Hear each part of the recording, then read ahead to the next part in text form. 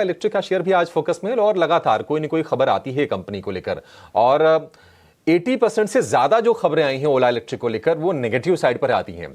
अब एक खबर आई थी, आपको याद होगी कुछ दिनों पहले कि एक कंपनी है रोजमर्टा डिजिटल, इन्होंने एनसीएलटी में ड्रैग किया था कंपनी को कुछ अपने बकाये के पेमेंट को लेकर, और अब खबर आ रही है कि ओला इलेक्ट्रिक ने सेटलमेंट कर लिया है। खबर की डिटेल समझते हैं, हमारी सहयोगी ऐश्वर्या पाटिल हमारे साथ जुड़ गई हैं। ऐश्वर्या, बताइए क्या जानकारी है और क्या न्यूज़ है इसमें? हर कुछ महीनों में आप देखेंगे ओला इलेक्ट्रिक से रिलेटेड कोई ना कोई मुश्किलें आपको नजर आती रहेंगी। हेडलाइंस में आप देखेंगे इस बार ये जो सेटलमेंट है और इसकी ड्यूज़ है वो ओला इलेक्ट्रिक की सब्सिडरी ओला इलेक्ट्रिक टेक्नोलॉजीज से रिलेटेड है। अब इनके ड्यूज़ जो है 26 करोड़ रुपीस वो उनकी एक पार्टनर कंपनी है रोजमर्टा डिजिटल सर्विसेज। अब रोजमर्टा डिजिटल सर्विसेज की बात करें तो ये ओला इलेक्ट्रिक के व्हीकल रजिस्ट्रेशंस जो वाहन पोर्टल पर किए जाते हैं उसको फैसिलिटेट कर रहे हैं कुछ वक्त से।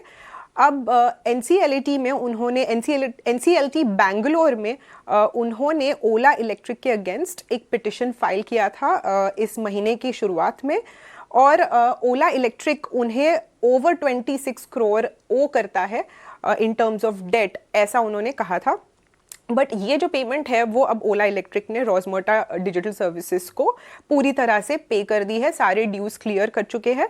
और इस पेमेंट के बाद अब रोजमर्टा की जो पिटिशन थी वो उन्होंने विड्रॉ कर ली है एनसीएलटी बैंगलोर से।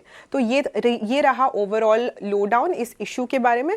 और अगर आपको याद होगा कि ओला ने अर्लियर कुछ महीनों पहले उनके सीईओ ने ये भी कहा था कि उनके जो वाहन के रजिस्ट्रेशन व्हीकल रजिस्ट्रेशंस है उसमें कुछ मिसमैच है या डिस्क्रेपेंसीज है, वो इसी इशू को के रिलेटेड था, ऐसा उन्होंने बताया है। तो ओवरऑल इनकी ऑपरेशनल एफिशिएंसी और फाइनेंशियल डिस्प्यूट्स काफ़ी रही है, और इस मैटर के बाद, इस ड्यू पेमेंट्स या ड्यू सेटलमेंट के बाद एक पॉजिटिव इम्पैक्ट देखने को नजर आ सकता है। ठीक है, शुक्रिया ऐश्वर्या इस जानकारी के लिए। रोहन भाई, एक आपसे एक व्यू चाहिए ओला इलेक्ट्रिक को लेकर। देखिए काफ़ी फैन फेयर थी जब ये लिस्टिंग होने वाली थी, बस काफ़ी ज़्यादा थी, भाव को हमने 150 रुपये के ऊपर भी जाते हुए देखा लिस्टिंग के बाद।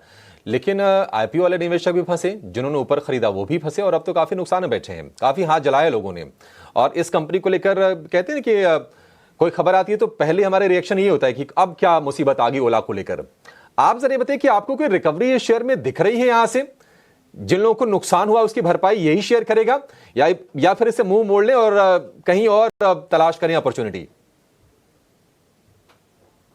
कहना चाहता हूँ, हमारे पूरे क्वांट रिसर्च में एक चीज श्योर है कि जो लॉस मेकिंग कंपनी है उसमें पैसा बनाना बहुत हार्ड है। सो आप ये ईयर ऑन ईयर देखोगे तो consistent it is a loss making company. तो यहाँ पे मुझे ऐसा नहीं लग रहा है इट्स जस्ट अ होप और मिरेकल कि यहाँ से शेयर बढ़ जाए। तो रिकमेंडेशन नहीं दूंगा कि आप बेचो या रखो, पर मैं एक चीज श्योरली बता सकता हूँ हर एक निवेशक को कि लॉस मेकिंग कंपनी में पैसा डालना वो वेल्थ क्रिएशन का कोई भी ऑप्शन नहीं है।